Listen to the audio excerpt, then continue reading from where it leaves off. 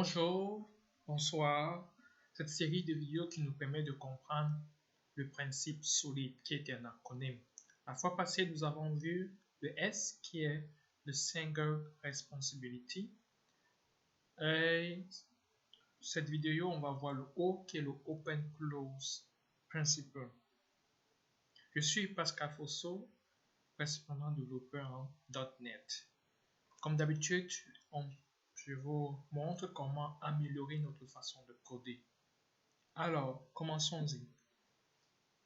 C'est quoi le Open Close Principle? En français, le principe ouvert-fermé. En fait, il faut comprendre que O, comme on a dit, open ou ouvert, c'est close, fermé.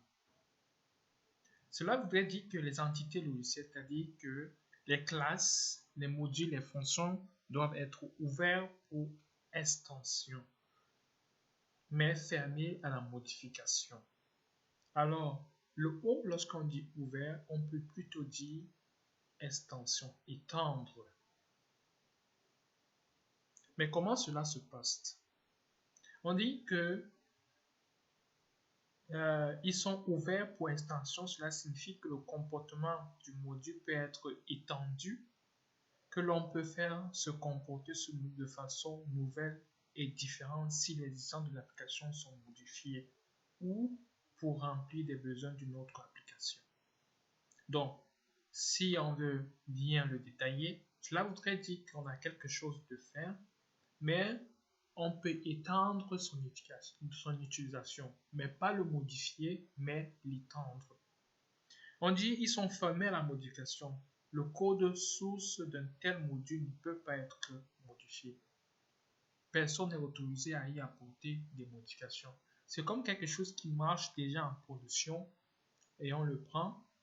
Au lieu de le changer tout parce qu'il y a de nouvelles suggestions qui sont apportées ou bien ce qu'on appelle nouveaux requirements qui sont apportés, au lieu de changer tout, on peut étendre cela.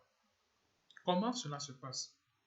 J'ai prévu avec vous un exemple qui va nous montrer comment cela ne respecte pas le principe de open close ou bien le principe ouvert fermé. Et enfin, on va essayer de résoudre pour essayer de faire en sorte que notre code ou notre exemple qu'on a pris respecte ce principe-là. En fait, l'exemple aujourd'hui parle d'un exemple courant dans la vie courante. Vous savez bien que lorsqu'on applique à des boulots ou bien à des jobs ou bien à un travail, il y a souvent des applications qui nous demandent de créer un compte. Et on crée un compte et on soumet notre CV ou bien notre résumé. Lorsqu'on le fait ainsi, imaginons qu'on a le job. Maintenant, il y a un processus en arrière qui va prendre nos informations dans ce compte-là et maintenant nous créer l'employé avec cela. C'est-à-dire nous donner un email avec l'employé. C'est un peu cela. Comme vous allez voir ici dans l'entrée de jeu, j'ai des personnes qui vont appliquer. Après, ici, je veux essayer de créer l'employé. C'est-à-dire, quand on crée l'employé, ça signifie quoi? Ça signifie que on va lui attribuer un email de l'entreprise.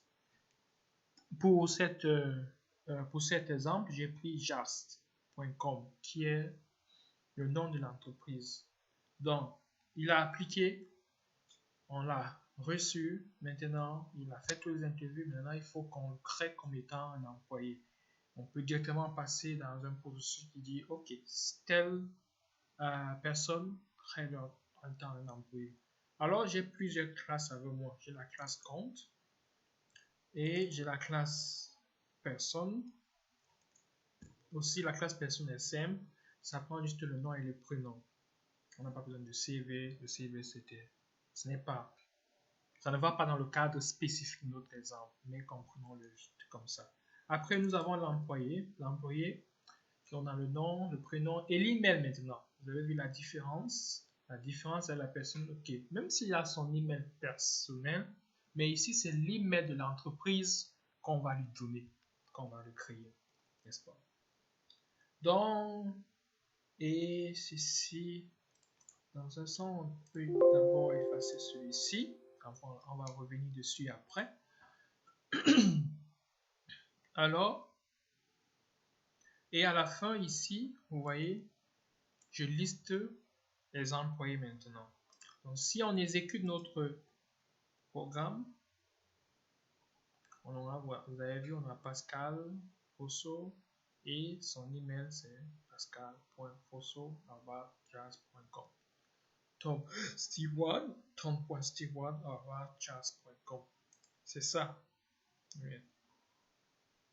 N'est-ce pas? Mais imaginons-nous un instant que maintenant, on était dans une petite compagnie, lorsqu'on embauchait, on ne voulait pas directement spécifier que celui-ci on embauchait en tant que manager. Maintenant, imagine-toi qu'on nous demande que, ok, on veut embaucher un manager et que lorsque tu fais la liste des employés, on veut savoir si c'est un manager ou pas. Comment on va réfléchir? Avant de commencer, je vais vous demander de prêter attention à cette classe compte parce que c'est ici que nous allons découvrir que notre solution qu'on va proposer ne va pas tenir en compte le principe de open close ou bien le principe ouvert fermé. Et après, on va le réajuster pour que cela tienne en compte ce principe. Écoutons bien que le principe open close nous dit quoi? Elle doit être ouvert pour étendre notre façon de faire ou bien notre comportement, mais elle doit être fermée pour modification. Alors, le boss vient nous dire qu'écoute, maintenant, on veut embaucher des managers, on veut que lorsque tu fais la liste des employés, tu nous dis qui est manager ou pas. Comment cela peut se faire? Dans un premier temps, je vais venir ici, dans ma classe employé, je vais ajouter une propriété booléenne qui dit is manager. Et je vais aller dans mon programme ici. J'ai le nom, le prénom et le nom de l'employé, son email. Et je vais faire manager.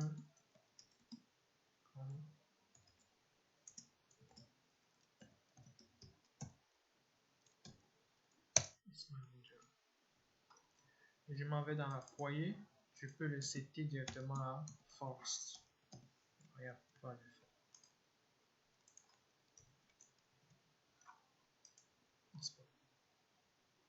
et je m'en vais dans la personne, dans ma classe personne. Je vais essayer de dire si celui-ci est un employé ou pas.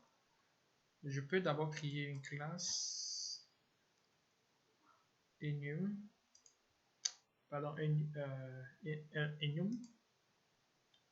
Je peux dire employé type comme ça. Employé type.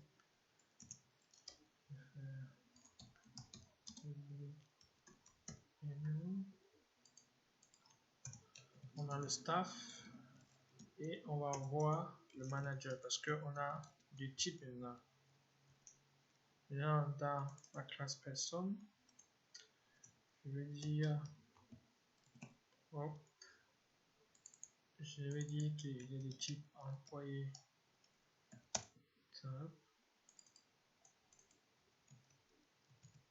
type employé et je vais setter à employé.staff.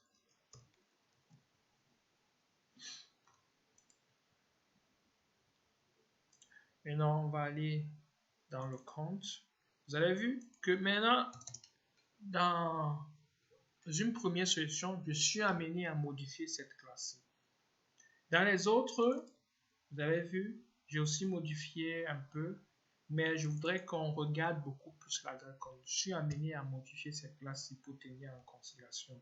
Alors, pour tenir en considération ici, je vais dire si le employee tab.manager est égal à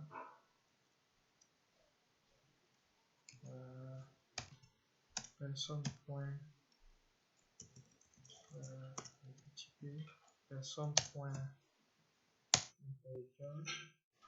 c'est le manager, alors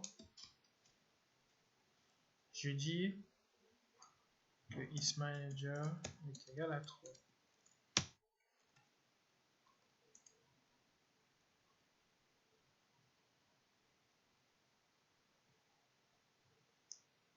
Famille des égalités là. C'est beau. Maintenant, on va aller dans mon programme ici, en haut. Je vais peut-être choisir le deuxième comme étant manager. Je vais dire employé tab est égal à employé tab.manager. Comme ça.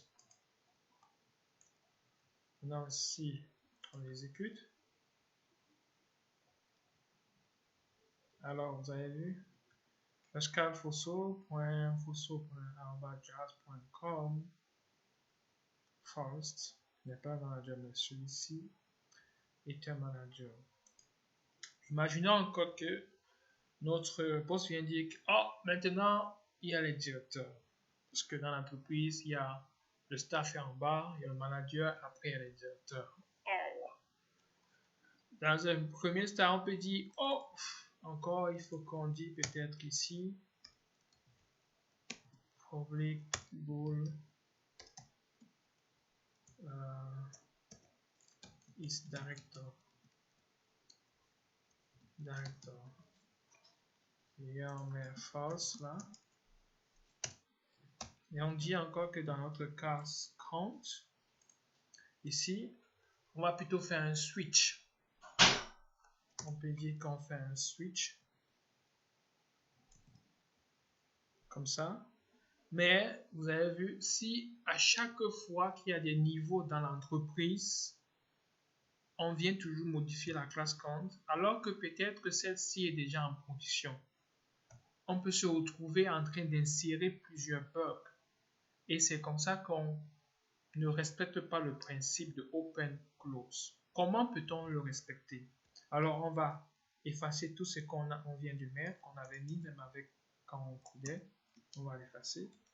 Mais on va faire d'une autre façon. Regardons bien, c'est maintenant ici qu'on va respecter le principe de open close. Le principe ouvert-fermé, qui dit que on va étendre le comportement, mais le fermer en modification. Cela nous permet de faire en sorte que le code qui marche déjà, on ne le touche pas. Parce que lorsqu'on touche un code qui marche, on est sujet à ajouter des bugs. Comment le faire? Dans un premier temps, je vais créer une interface ici. Je crée l'interface. Elle est là. Je crée l'interface compte. Elle est là.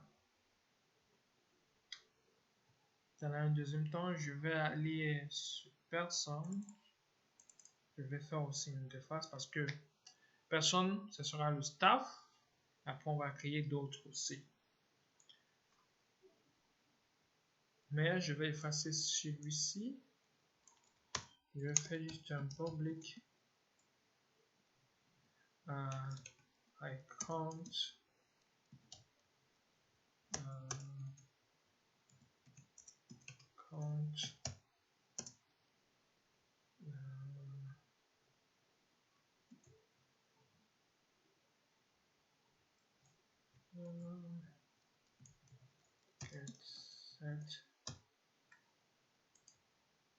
je vais essayer de créer une interface avec celui-ci.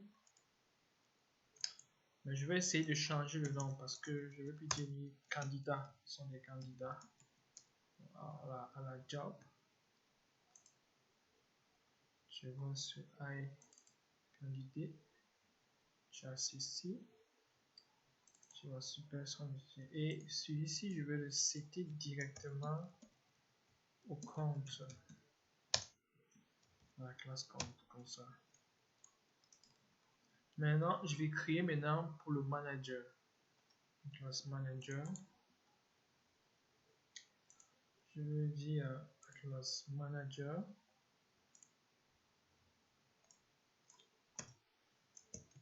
Manager et je vais adjoindre cela le contrat avec candidat parce que c'est un candidat là, c'est sur un candidat. Il va implémenter, il implémente celui-ci. On peut effacer tout ça, on peut effacer la station.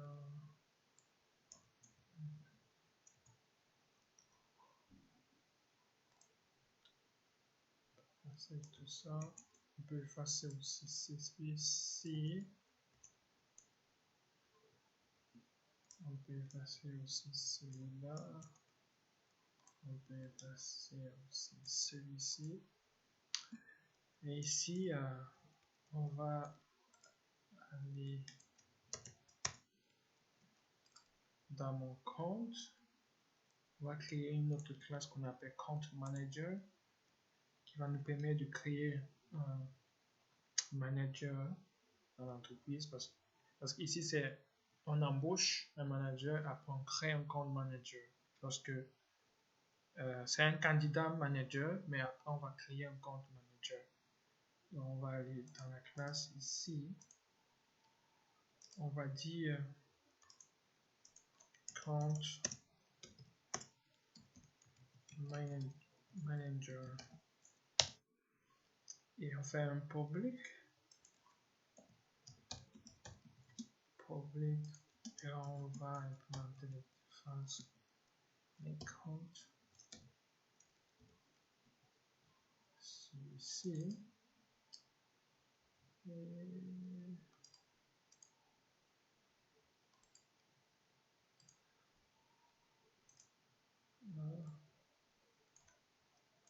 Vous allez voir, et voilà toute la beauté. Vous avez vu, on va arriver, revenir sur compte. Je peux faire un copier-coller ici. Manager compte. Je reviens là. Mais j'ai fait, je vous ai pas expliqué ici, sur l'interface iCount, ça ne doit pas être personne, mais ça doit être candidat, parce qu'on ne sait pas, ça peut être une personne, un manager, on va plutôt dire candidate,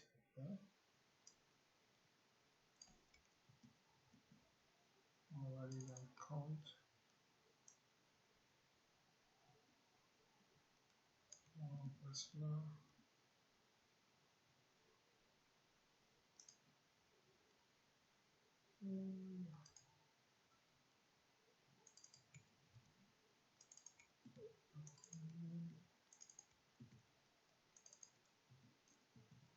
On va aller dans le compte manager.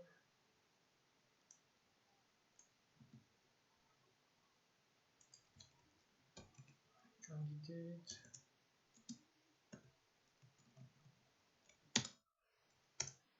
Candidate.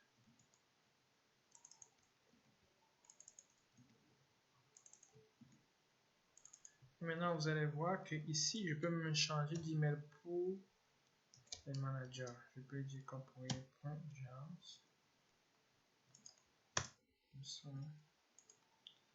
Et pour le camp manager, je peux venir ici, je dis employé.isManager.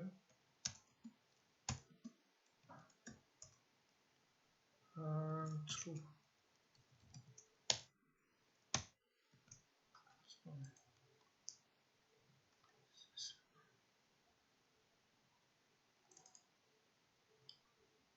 Actuellement, j'ai plus besoin de ça même.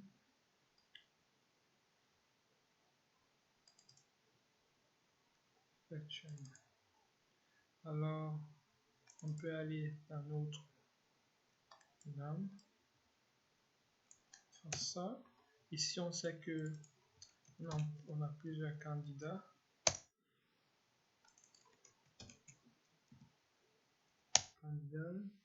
Peu des personnes ou des managers.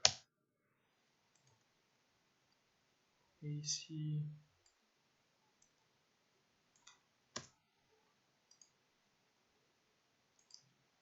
on sait que personne.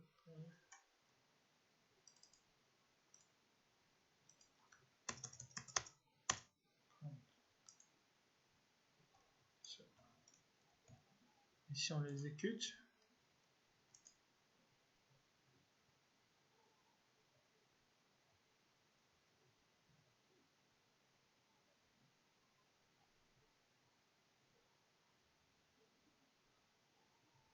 Il y a une erreur qui va se passer dans la classe manager. Il y a une erreur qui va se placer dans la classe manager. Parce que, rappelez-vous, dans la classe manager, rappelez-vous, ici, là, je n'ai pas dit de quel type de compte on va créer. Le compte moment qu'on a créé, c'est un compte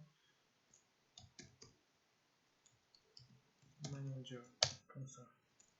Parce que dans la classe fonction, j'ai juste créé un compte, c'est-à-dire qu'il y a le staff. Mais ici, je dois spécifier que, ok, tu dois créer plutôt compte manager. Parce que dans la classe personne, j'ai juste créé un compte. Donc, je n'ai pas modifié ma classe C. Je l'ai juste fait hériter. Juste mis le contrat. Et on a pu prendre ce contrat-là et implémenter la classe compte manager aussi avec. Donc maintenant, si on l'exécute, vous allez voir que ça va marcher. Vous avez vu? Pascal Fosso, manager first, manager. Maintenant, on va faire pour le director, pour vous montrer comment on n'a plus besoin de modifier. Et si on avait fait ça dès le départ pour personne ou pour personne, on n'avait plus besoin de modifier directement. Imaginons maintenant qu'on dit qu'on veut embaucher un directeur. Si on embauche un directeur, je vais dire d'abord créer un compte directeur ici. Donc, je crée une classe qui va s'appeler compte directeur, comme ça.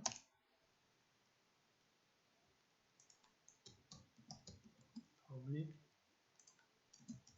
pas un compte.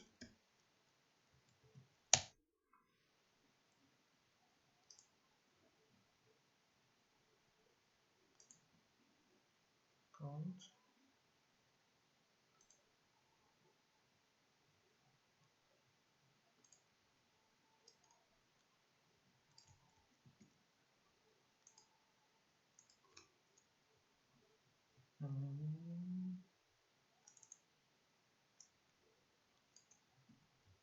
Maintenant, on sait qu'un directeur, c'est aussi un manager.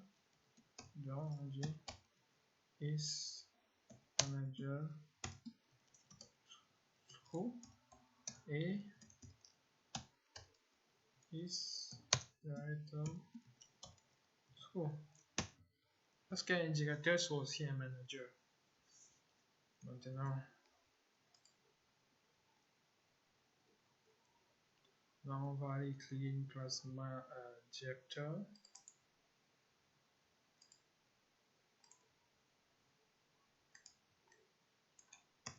On va aller créer une classe directeur. Et on va faire un public. C'est que c'est candidat.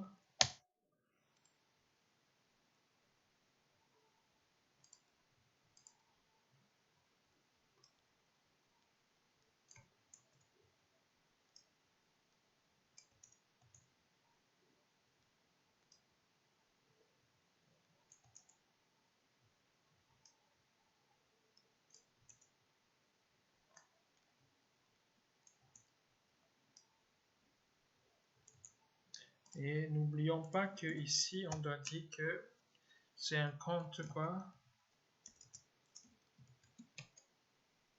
Directeur. N'est-ce pas? Maintenant, on revient dans notre programme là. Comme il y a maintenant un autre, on va dire director.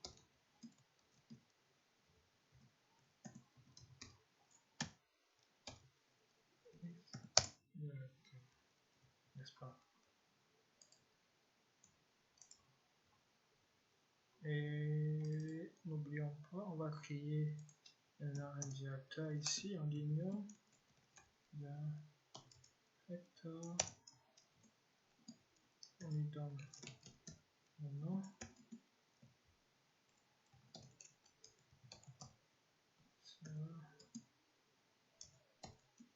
On donne le nom. On donne le prénom. Présence.